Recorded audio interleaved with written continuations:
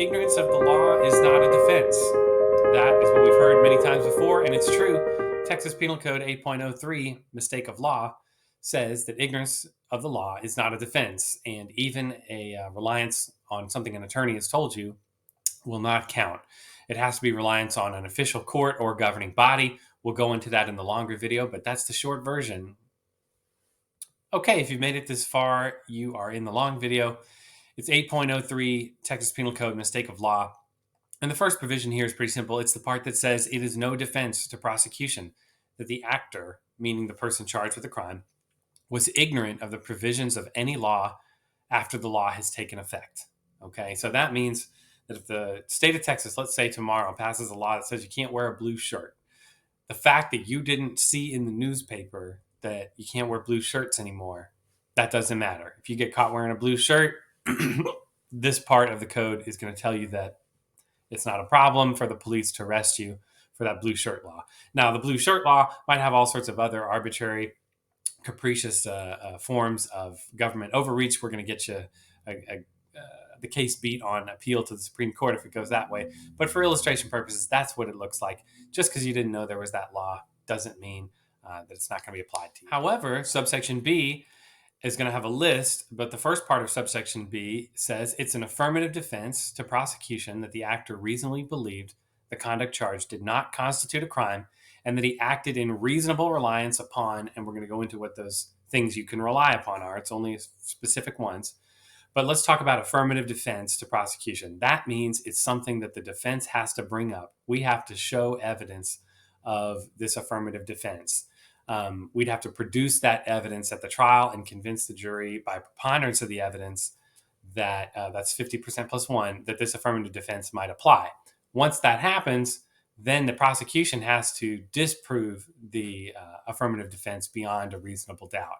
And so that's the important part about this subsection B, is that it does just make a affirmative defense for mistake of law if you're in reasonable reliance on one of these two things. All right, the first thing you could be in reasonable reliance on is an official statement of the law contained in a written order or grant of permission by an administrative agency charged by law with responsibility for interpreting the law in question. And so basically, if you have some type of pass from a state administrative agency to engage in this conduct, normally this is for businesses. You know, the hemp industry has a lot of this going on where they're getting a license to do industrial hemp. They follow the procedures and they're going to have a potential mistake of law defense because they're going to have some administrative agency charged by law with responsibility for interpreting the law in question. Another good example is an attorney general's opinion. They are an administrative agency charged by law with interpreting the law in question, or just any administrative agency that works. So like if you're a teacher and you have a state teachers administrative agency that's giving you ideas of what you're supposed to do under the education code and things like that, you're unlikely to get in trouble with when you have that official statement. But it's got to be an official statement or a written order.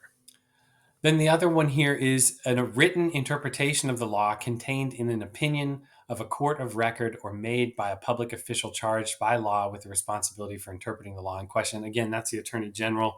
And this could be a court. So the Court of Criminal Appeals, if they rule that a certain law is unconstitutional, the law is still on the books, they try to prosecute you for it. Well, you can say, look, this Court of Criminal Appeals of the state of Texas has said that this law is unconstitutional. Hopefully your attorney will lead with that. You won't have to deal with the mistake of law part. But if they say, in a more nuanced way, that whatever you did doesn't actually violate the law, well, then you could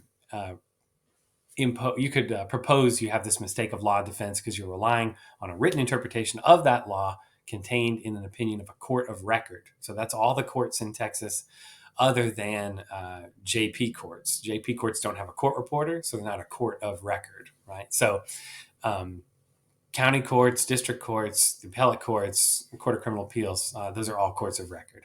Looking now at subsection C, it says that although an actor's mistake of law may constitute a defense to the offense that is charged, he may nevertheless be convicted of a lesser included offense of which he would be guilty if the law were as he believed. So the closest case I can find on this is one where there was a guy who was making forged like documents for vehicles, but he was under the belief through an official opinion, basically, that if you included certain language on the title, that it was okay for him to do that. But he still knew he was committing theft, probably. Okay. So if the law was as he believed it, that he wasn't committing forgery if he did that, but he was just committing regular theft of the value of the vehicle, and the value of the vehicle is lower than, the third degree felony amount value ladder, well, then in that case, he would be guilty of a lesser included theft, but not of the crime charged if it's a felony. A very convoluted example. You are not likely to come across this. It's very, very odd to get a subsection C lesser included issue with Texas Penal Code 8.03 mistake of law. But if you do, or you know of one that I'm missing, put it down in the comments. I'd love to hear about it and talk with you. So that is just about it. We're going to go over one more case, and then Jenkins versus State has some very good summary of this law.